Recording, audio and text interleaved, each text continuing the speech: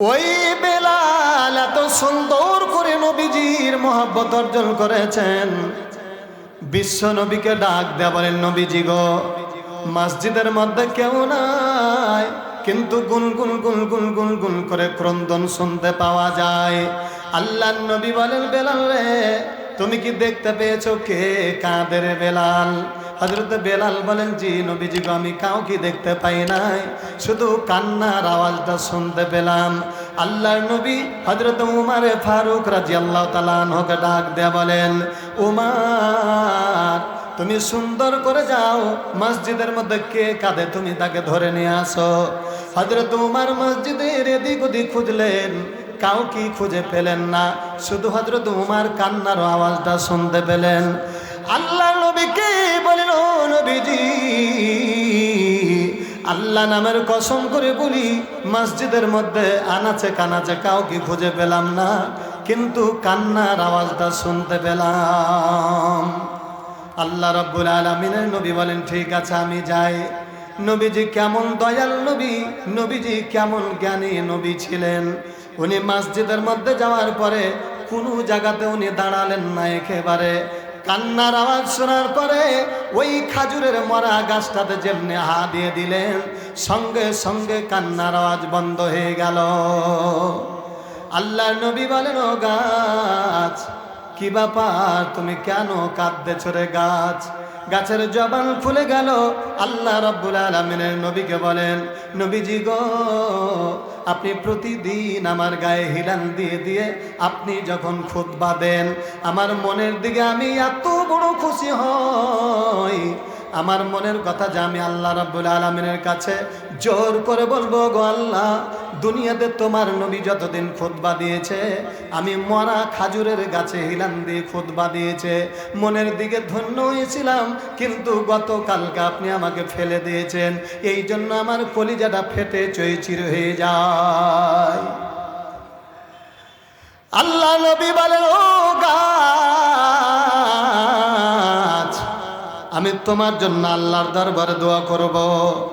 আল্লাহ রাব্বুল আলামিনকে বলবো, ও আল্লাহ, তুমি এই গাছটাকে তুমি জীবিত করে দাও, আর কিয়ামতের আগা পর্যন্ত 12 মাস যাতে গাছে খাজুর হয়, খাজুরগুলো আল্লাহ রাব্বুল আলামিনের বান্দারা খেয়ে খেয়ে আল্লাহ নামের শুকরিয়া আদায় করবে, এটা তোমার জন্য দোয়া করব। না হলে পারে এটা দোয়া করব, কিয়ামতের দিন মুসিবতের সময় আমি যেই জান্নাতে যাব, আমার পাশে তুমি থাকবা, দুটা দোয়া করব। গাছ, তুমি বলে দাও কোন দোয়াটা তোমার পছন্দ হয়। আল্লাহ নবী বলেন, যেমনি নবীজি এই কথা বললেন, একটা গাছ পর্যন্ত নবীজিকে সম্মান করে বলেন, নবীজি গো, এই দুনিয়ায় বাঁচতে চাই না, বরং আল্লাহ রাব্বুল আলামিনের জান্নাতে আপনার পাশে থাকতে চাই। আপনি দুনিয়ায় জীবনের জন্য দোয়া করবেন না, কিয়ামতের দিন মুসিবতের সময় আল্লাহর জান্নাতে আপনার পাশে থাকতে চাই, এই দোয়াটা করলে আমি গাছ খুশি হয়ে যাব। সম্মানিত হাজরিন, আল্লাহ রাব্বুল আলামিনের নবীকে একটা গাছ পর্যন্ত সম্মান দিলেন, কিন্তু আমরা সম্মান দিই নাই। বিশ্ব নবীকে যারা সম্মান দিয়েছেন, বলেন তো তাদের ইজ্জত বেড়েছে না কমেছে? বিশ্ব নবীকে যারা অসম্মান করেছে, তাদেরকে আল্লাহ রাব্বুল আলামিন বেইজ্জত করেছেন। আর যারা নবীজিকে সম্মান করেছেন, আল্লাহ রাব্বুল আলামিন ওই বান্দাকে সম্মান দান করে দিয়েছেন। ভাইরা আমার, বাবাজিরা আমার, দেখেন পৃথিবীর মধ্যে অনেক ধনী, অনেক বড় বংশের মানুষ ছিল, কিন্তু নবীজির বিরোধিতা করার কারণে দুনিয়াতে বেইজ্জত হয়ে গেছে। আর নবীজির মহব্বতের কারণে ইজ্জত, ও একেবারে গরিব মানুষ, কৃতদাস, কালো কুসকুসে বেলাল, উনি আল্লাহর জান্নাত লাভ করেছেন। একটু জোরে জোরে বলেন সুবহানাল্লাহ। একটা জঙ্গলের গাছ নবীজিকে মহব্বত করলেন, জান্নাত পেলেন না, জাহান্নাম গেল। বিশ্বনবী এই দুনিয়ায় আগমন ঘটেছেন একমাত্র আল্লাহ রাব্বুল আলামিনের নবী যে দুনিয়াতে আমাদের মাঝে এসেছেন। আল্লাহ বলেন, ওয়ামা আরসালনাকা ইল্লা রাহমাতাল লিল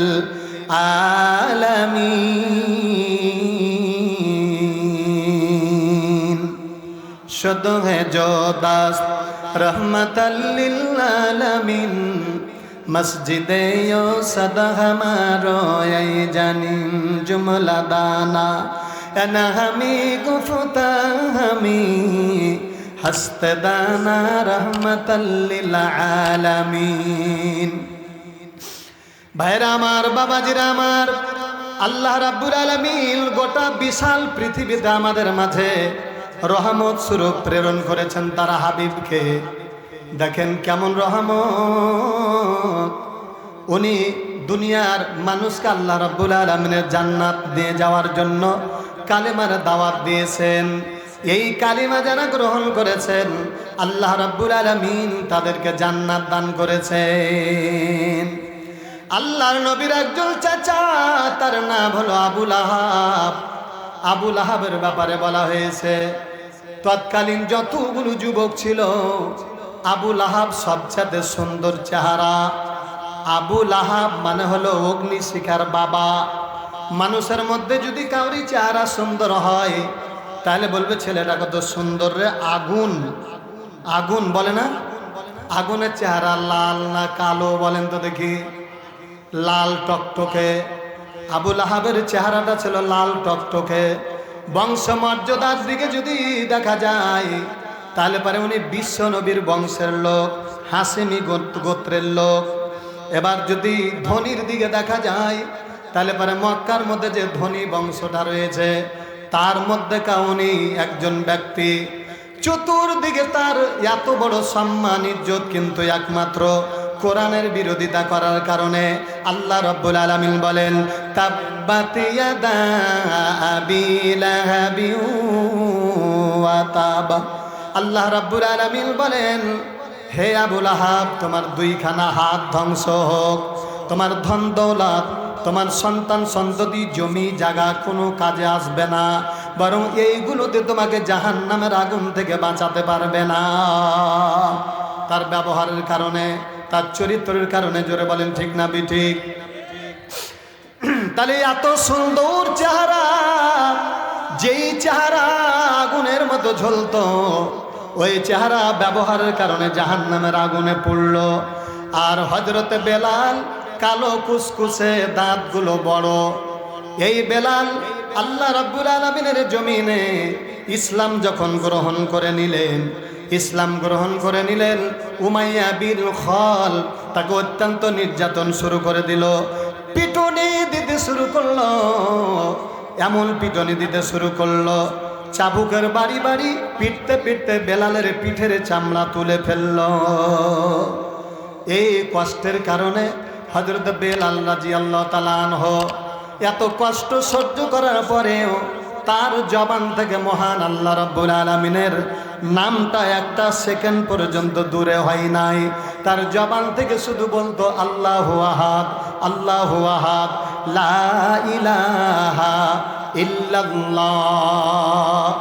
এই শব্দ তার জবান থেকে একটু সময় পর্যন্ত দূর করতে পারে নাই। এত নির্যাতনের পরেও হযরত বেলাল রাদিয়াল্লাহু তাআলা আনহুকে আবু জাহেল নিজে ডাক দেয়া বলেন, ও বেলাল, তোমার প্রতি যে এত নির্যাতন হচ্ছে, কি ব্যাপার? তোমার জবান থেকে আল্লাহর নামটা কেন দূর হয় না? আল্লাহ রাব্বুল আলামিন বলেন ইন্নাল্লাযীনা ক্বালু রাব্বুনাল্লাহ। আল্লাহ বলেন নিশ্চয় যেই ব্যক্তি সর্বসময় বলবে আল্লাহ আমার রব, তাহলে আল্লাহ আমার রব, রবি আমার সব, রবি আমার সব। আল্লাহ রাব্বুল আলামিন বলেন ও বান্দা, তোমরা যারা সর্বসময় আমি আল্লাহকে রব বলে মেনে নিবে, আর এ রবের উপরে যারা অবিচল অটল থাকবে, আমি আল্লাহ রাব্বুল আলামিন ওই বান্দার জন্য জান্নাতের সুসংবাদ দিয়ে দিলাম। জোরে বলেন সুবহানাল্লাহ। তাহলে জান্নাতের সুসংবাদ নেওয়ার জন্য হযরতে বেলাল রাদিয়াল্লাহু তাআলা আনহু উনি কেমন অবিচল ছিলেন, অটল ছিলেন, কথাটা একটু না বলে আমি পারি না। হযরত বেলাল রাদিয়াল্লাহু তাআলা আনহুকে উমাইয়া বিন খালদ বারবার পিটন দেয় আর বলেন, বেলাল রে, কি ব্যাপার, তুমি কি কাঠের মানুষ নাকি? যতগুলো তোমাকে নির্যাতন করলাম, এতক্ষণ পর্যন্ত যদি কাঠ হতো রে বেলাল, তাহলে ফেড়ে চইচুর হয়ে যেত। আর তুমি কেমন বেলাল, এত নির্যাতনের পরে তোমার নাম থেকে আল্লাহর নাম ধরে বেলাল বলেন, হযরত বেলাল বলেন, ও আবু জাহেল, তুমি জানো না এই পৃথিবীর মানুষ যখন কোনো হাড়ি কিনা নাই, তখন হাড়িটা ভালো কি ফাটা কেনার জন্য তাকে টন করে বাড়ি মারে। হাড়ি থেকে যখন টন করে শব্দ হয়, বুঝে নেবে হাড়িটা ভালো, তাকে বিক্রয় করা যাবে। আর হাড়ি যদি ফাটা হয়, ওই হাড়ি কেউ কিনা নেবে না। উমাইয়া বিল খালকে ডাক দিয়ে বলেন, না না, তোমার বাড়িটা আমার ওই হাড়িতে বাড়ি মারার মতন হচ্ছে। আমার জবান থেকে যদি ওই আল্লাহ রব নামের শব্দটা যদি না বের হয়, ফাটা হাড়ি মনে করে আমাকে দুনিয়ার মানুষের কাছে ফেলে দিবে, আল্লাহর জান্নাত পাওয়া যাবে না।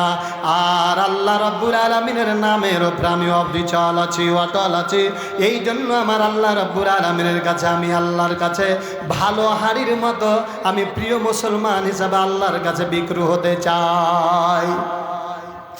ভাইরা আমার, বাবাজিরা আমার, এত নির্যাতন সহার পরে আল্লাহ রাব্বুল আলামিনের ওপর থেকে একটা তিল পরিমাণ পর্যন্ত এদিক ওদিক তাকে সরাতে পারে নাই।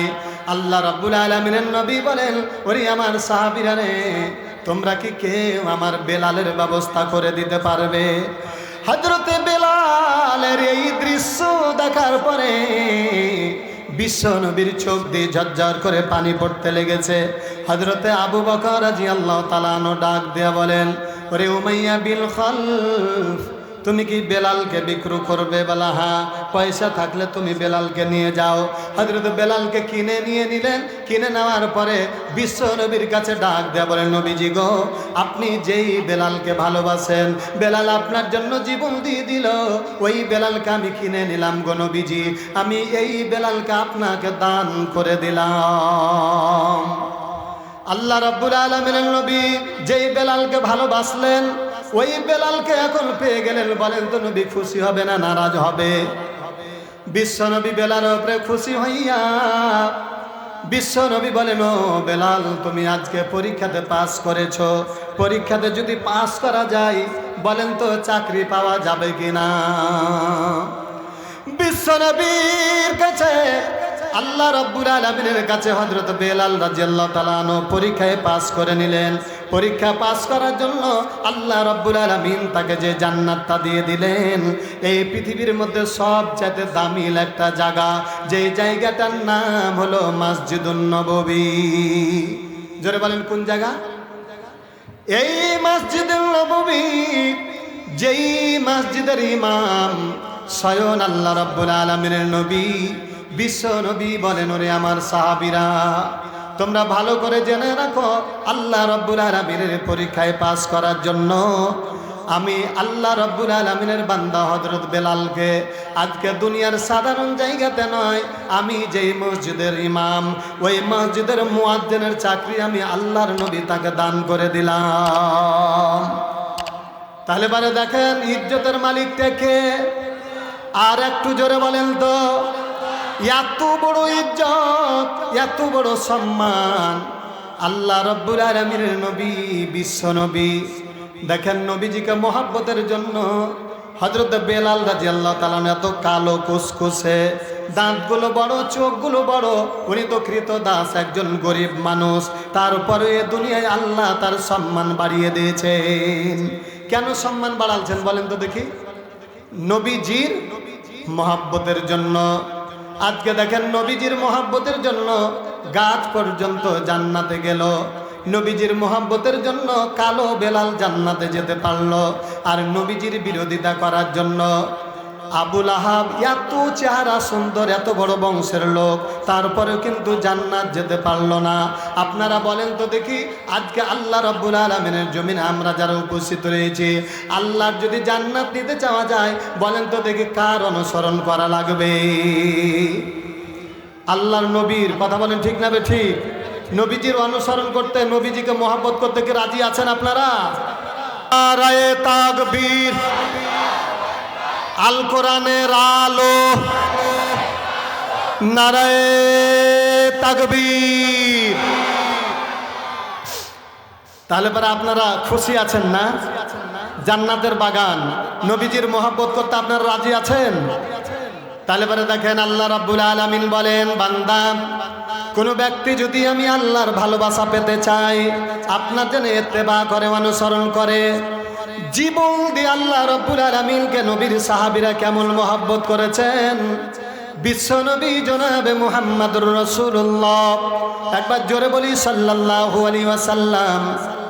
আল্লাহ রাব্বুল আলামিনের নবী সাহাবীদেরকে ডাক দিয়ে বলেন, ওরে আমার সাহাবীরা, আমি তোমাদের মধ্যে একজন নয়, দুইজন নয়, 30 জন সাহাবী আমি তোমাদের মাঝে দেখতে চাই। রাসূলের সাহাবীরা আনসাররা ডাক দিয়ে বলেন, নবীজি গো, আপনি বলুন 30 জন লোককে কেমন করে কোথায় নিয়ে যাওয়া লাগবে? আল্লাহ নবী বলেন, আমি এই 30 জনের মধ্যে 30 জন ব্যক্তিকে এখান থেকে বাহরাইনের বাদশার কাছে আমি পাঠাবো।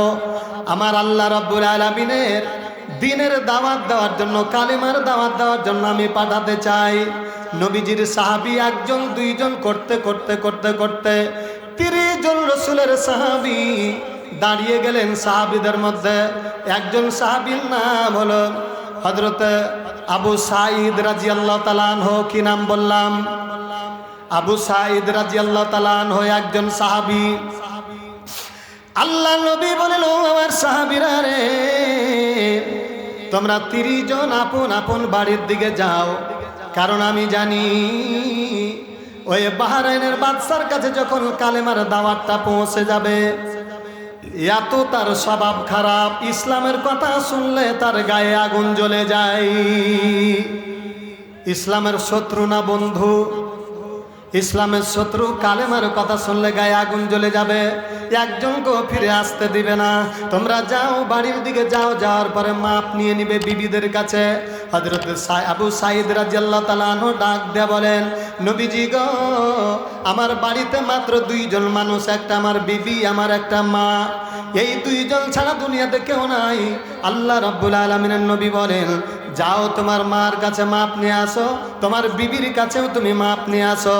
আল্লাহর নবীর সাহাবী হযরত আবু সাঈদ রাদিয়াল্লাহু তাআলা আনহু তার আম্মাকে ডাক দিয়ে বলেন, আম্মা জান, আমি বাহরাইনের বাদশার কাছে নবীজির কালেমার দাওয়াত নিতে যাচ্ছি, আম্মা গো, আপনি আমার জন্য দোয়া করে দিবেন। আল্লাহর নবীর সাহাবী হযরত আবু সাঈদ রাদিয়াল্লাহু তাআলা আনহুর আম্মা ডাক দিয়ে বলেন, বাবা সাঈদ, তুমি যেই জায়গাতে যাও ওই লোকটা ভালো নয়, ওই লোকটা ইসলামের বড় দুশ্মন। আর তুমি ইসলামের দাওয়াত যখন দিতে যাবা, তখন দুনিয়াতে তোমাকে আর আসতে দিবে না রে বাবা। তুমি যাও, তোমার বিবির কাছে একবার দেখা করে আসো, কারণ বিবির সন্তান জন্ম দিচ্ছে। এই সন্তান, দেখেন মা বোনদের সন্তানের প্রসব যন্ত্রণা কম না বেশি বলেন তো দেখি? এত জ্বালা, বারবার বারবার ডাক দেয় বলেন, আম্মা গো, আমি মনে হয় আর দুনিয়াতে বাঁচব না। আপনার সন্তান আসলে দয়া করে আমার সঙ্গে একবার দেখা করতে বলবেন।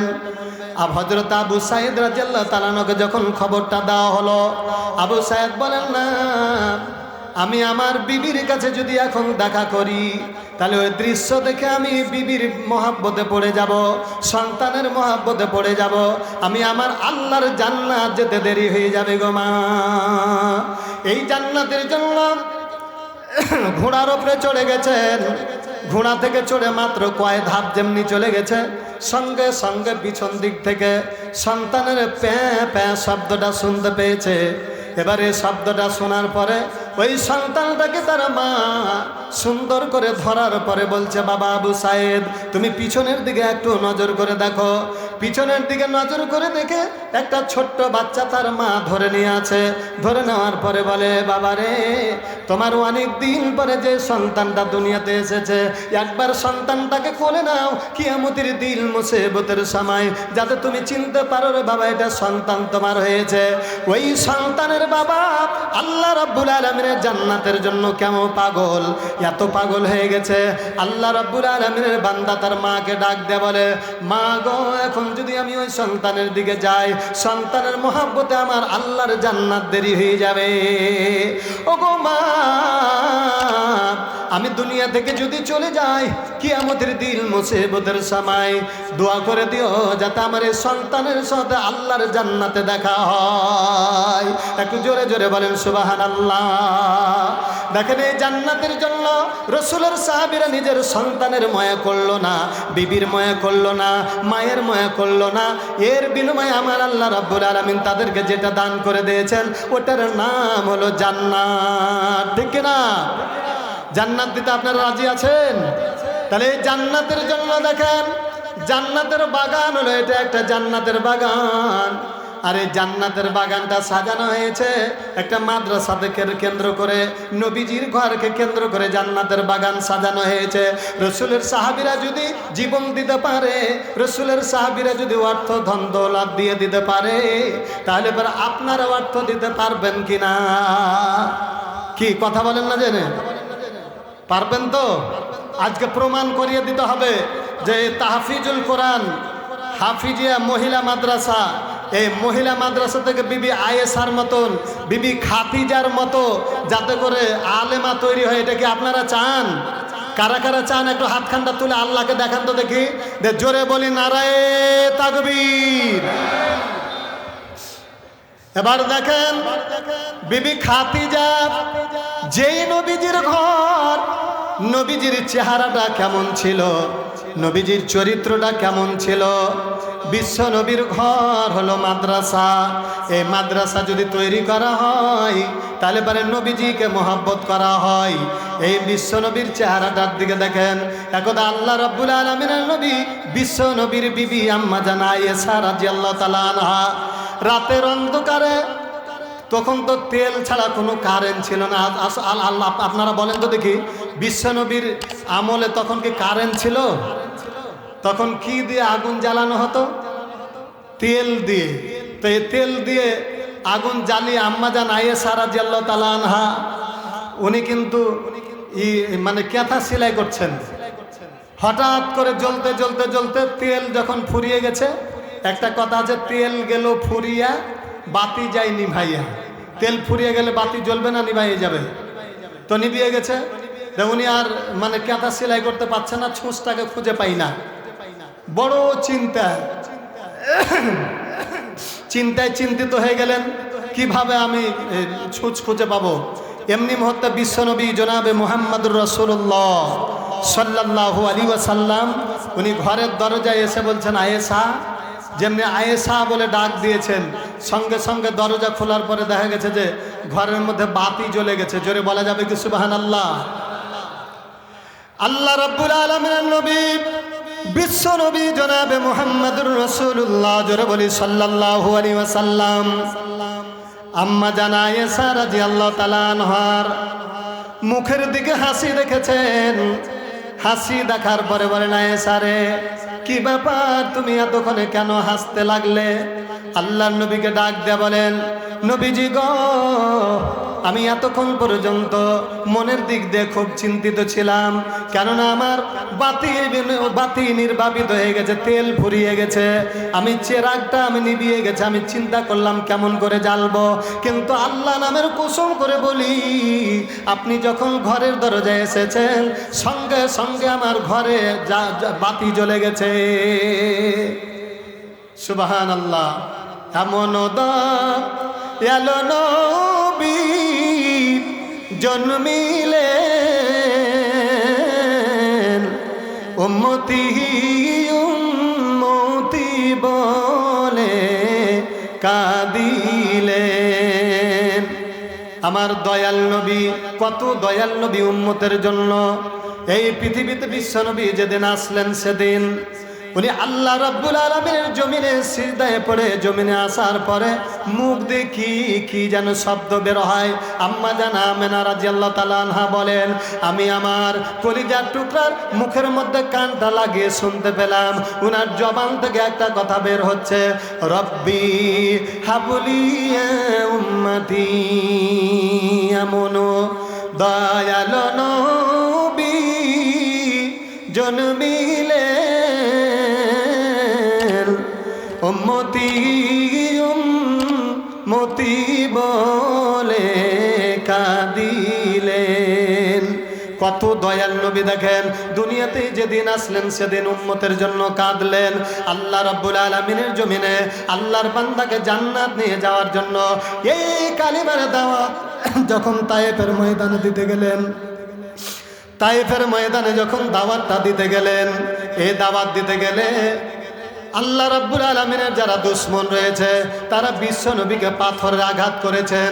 বিশ্ব নবীর গায়ের রক্তগুলোর মাথা থেকে পা পর্যন্ত পড়ে পড়ে তায়েফের ময়দান পর্যন্ত যখন লাল টকটক হয়ে গেছে, আল্লাহ রাব্বুল আলামিনের পক্ষ থেকে জিবরাইল বলেন, নবীজি গো, আপনি যদি অনুমতি দেন তায়েফের লোকগুলোকে আমার পাখার বাড়িতে ধ্বংস করে দিতে চাই। নবী বলেন, না না, আমি যদি অনুমতি দিয়ে দিই আর আপনি যদি সবকে ধ্বংস করে দেন, আমি কার দরবারে এই কালেমার দাওয়াতটা পৌঁছে দেব? বিশ্ব নবী নিষেধ করে দিলেন। কত দয়ালু নবী! শুধু তাই নয়, যেদিন আল্লাহ রাব্বুল আলামিন নবী দুনিয়া থেকে বিদায় হয়ে যান, মালাকুল মাউত তার সামনে চলে এসেছেন। আল্লাহ রাব্বুল আলামিনের নবীর পার্শ্বে যখন এসেছেন, আম্মা জান আয়েশা খাদিজা রাদিয়াল্লাহু তাআলা আনহা তো আগেই দুনিয়া থেকে চলে গেছেন। আয়েশা রাদিয়াল্লাহু তাআলা আনহা, বিবি ফাতেমা রাদিয়াল্লাহু তাআলা আনহা বিশ্ব নবীর পার্শ্বে ডুকরে ডুকরে কাঁদতে শুরু করেছেন। আল্লাহ রাব্বুল আলামিনের পক্ষ থেকে আজরাইলকে ডাক দিয়ে, আজরাইলকে আল্লাহ ডাক দিয়ে বলেন, আজরাইল রে, আমার বন্ধুকে যে বলে দাও উম্মতের জন্য এত দয়ালু, আমি আল্লাহ তাকে অনুমতি দিয়ে দিলাম, পৃথিবীতে যদি কিয়ামত পর্যন্ত উনি বেঁচে থাকেন, আমি আল্লাহ রাব্বুল আলামিন আমার নবীকে কিয়ামত পর্যন্ত তারা ওই আয়ু দান করে দিলাম। আল্লাহ রাব্বুল আলামিন নবী যেদিন দুনিয়া থেকে চলে যান, সন্তানের কথা বললেন না, নাতি কলিজার টুকরা নাতির কথা বললেন না, বিবি ফাতেমার কথা বললেন না, জামাইয়ের কথা বললেন না। আল্লাহ রাব্বুল আলামিনকে ডাক দিয়ে বলেন, আল্লাহ গো, আমি যেদিন দুনিয়া থেকে চলে যাব সেদিন আমার গুনাহগার উম্মতদের কি অবস্থা হয়ে যাবে। আল্লাহ ডাক দিয়ে বলেন, হাবিব আমার, আমি আল্লাহ রাব্বুল আলামিন বলে দিলাম, যেদিন আপনি থাকবেন না সেদিন আপনার গুনাহগার উম্মতের জন্য আমি আল্লাহ রাব্বুল আলামিন নিজেই জিম্মাদার হয়ে গেলাম। জোরে বলেন সুবহানাল্লাহ। এত দয়াল নবীর জন্য আমাদের প্রাণ কাঁদে না? বর্তমান সারা বিশ্বে দেখেন মুসলমানদের উপরে কত নির্যাতন চলছে। আজকে আল্লাহ রাব্বুল আলামিনের জমিনে দিনের জন্য যারা প্রচেষ্টা করছে তাদের উপরে কত নির্যাতন, কত জ্বালা যন্ত্রণা করতেছে। এদের একটু নবীর প্রতি দয়া লাগে না? এরা বলবে যে আমরা মুসলমান। এরা আসলে তো মুসলমান নয়। মুসলমান যদি হতো তাহলে পারে আল্লাহ রাব্বুল আলামিনের নবীর মহব্বত অন্তরে থাকতো। কথা বলেন ঠিক না বেঠিক? আপনার কি আসলে জীবিত হয়ে আছেন না মারা গেছেন? একটা কথা বলার সময় যে আপনাদের মানে আওয়াজ পাওয়া যাচ্ছে না। আচ্ছা, একটা জায়গাতে যদি আল্লাহর নবী বলেন যে ইজা লাকিতু নাহাদুন ফাসাল্লিম, তোমাদের যখন কারোর সঙ্গে দেখা হবে তখন বলতে হবে আসসালামু আলাইকুম। যারা সালাম দিবে, সালামটা যারা শুনবে তাদেরকে কি বলতে হবে? ওয়া আলাইকুমুস সালাম ওয়া রাহমাতুল্লাহি ওয়া বারাকাতুহু। কিন্তু একটা সালামের কোনো জবাব আসে না। সালামটাকে আমি দিব যে আসসালামু আলাইকুম ইয়া আহলাল কুবুর ওয়া ইয়াগফিরুল্লাহু লানা ওয়া লাকুম ওয়া আনতুম সালাফুনা ওয়া নাহানু বিল আসার। এই সালামটা দেওয়ার পরে কি জবাব পাওয়া যাবে? কথা বলেন, কেন জবাব পাওয়া যায় না বলেন তো? ওরা মারা গেছে। তা আমার কথারও কিছু জবাব আসে না। যার কাছ থেকে জবাব আসে না আমি কি ধরে নিব না যে উনি মারা গেছেন? কথা বলেন, আপনারা জীবিত আছেন না মারা গেছেন? জীবিত যদি থাকেন তাহলে কথার জবাব দিতে কি আপনারা রাজি আছেন? এবার তাহলে আপনাদেরকে পরীক্ষাটা করে নিব, এই জবাবটা কারা কারা দিতে রাজি আছেন? এই পরীক্ষা আপনাদের মানে কাজের মাধ্যমে আমি নিব। এই অংশগ্রহণ যারা করবেন তারাই রসুলের মোহাব্বত রসুলের মোহাব্বত তারাই পাবেন। আর যারা রসুলের মোহাব্বত পাবেন তারা আল্লাহর ভালোবাসা পেয়ে যাবে। আর আল্লাহর যখন ভালোবাসা পেয়ে যাবে তখন আল্লাহ কি করবে? গুনাহগুলো আল্লাহ রাব্বুল আলামিন বলেন, ফাত্তাবিউনি হুবিবিকুমুল্লাহ ওয়া ইয়াগফির লাকুম যুনুবাকুম আল্লাহু গফুরুর রহিম। আল্লাহ রাব্বুল আলামিনের নাম একটা গফফার। এ গফফার নাম বিশ্বনবী বলেন, পৃথিবীর গুনাহগার বান্দার গুনাহগুলোকে যদি এক দিয়ে দেওয়া হয়, আর নবীজি আল্লাহ রাব্বুল আলামিনের গফফার নামটা যদি এক দিয়ে দেওয়া হয়, তাহলে আমার আল্লাহ রাব্বুল আলামিনের নামের পাল্লা ভারী হয়ে যাবে। ওই আল্লাহ রাব্বুল আলামিনের মহব্বতের জন্য আল্লাহ রাব্বুল আলামিনের নবীর সাহাবীরা জীবন দিয়েছেন, জান দিয়েছেন, অর্থ দান করে দিয়েছেন। আজকে নবীজির ঘরের জন্য আল্লাহ রাব্বুল আলামিনের নবীর সাহাবীরা 30 জন সাহাবী বাহরাইনের বাদশার কাছে নিয়ে চলে গেলেন। কি নিয়ে গেলেন বলেন তো দেখি? কালেমার দাওয়াত। কালেমার দাওয়াত, জোরে বলেন কিসের দাওয়াত? এই কালেমার দাওয়াত নিয়ে চলে গেলেন।